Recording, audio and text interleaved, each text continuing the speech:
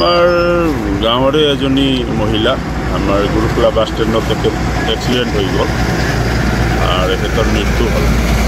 এখেতৰ নাম পাৰ্বতী দেৱী আছিল।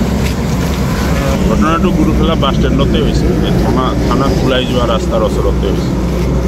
বৰ্তমান পুলিচ আহিছে, কিন্তু তেতিয়া যদি পুলিচৰ এইখিনিতে ডিউটি থাকে, যদি এওঁলোকে থাকিল হয় আজি দুৰ্ঘটনাটো নহ'ল।